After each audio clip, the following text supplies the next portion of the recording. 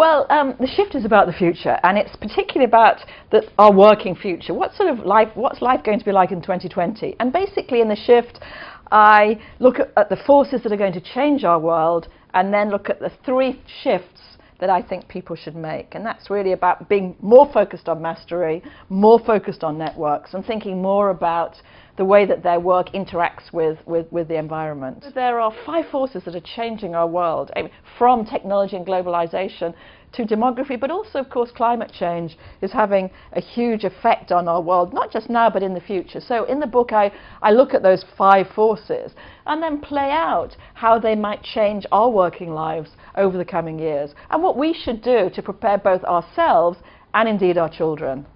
Well, I mean, globalization.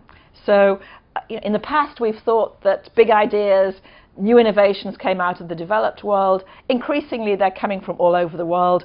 5 billion people connected to each other, all with access to abundant knowledge. We're seeing a fundamental shift in the way that work gets done, but also in the places that work gets done. Well, you might ask, what connects climate change with work? Let me give you an example of that. Right now, the CEO of Unilever, a brand we know very well, has said to the whole organization, we have to reduce our carbon footprint by 50%. So that means that people can't commute so much, they can't get on planes so much, they have to change the way that they work.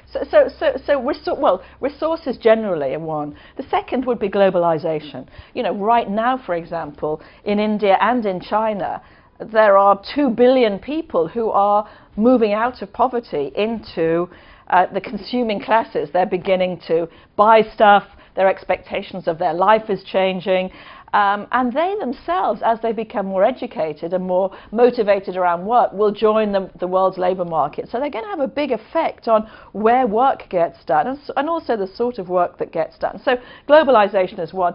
Technology, of course, goes hand in hand with globalization. And what I mean by that is that if, as is happening right now, people around the world can have very low-cost handheld devices, maybe even powered by solar power. That means that suddenly they can connect with each other in a way that they've never been able to do before. So technology and globalization are very much related to each other. There's a whole demographic.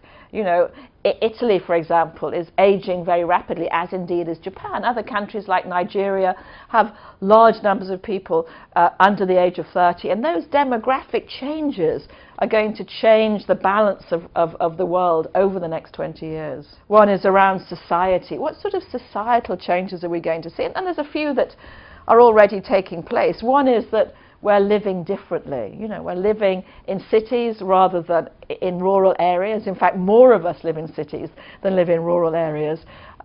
We're marrying differently later, we're divorcing more, we're having fewer children in much of the world. And so the sort of families that we live in and the areas that we live in are changing. And that again is going to make a difference to the world of work. Imagine in China right now, where all those one-child families are pouring resources into that one child to be the best that they can be. So that's going to create a whole new talent pool in China in the next decade.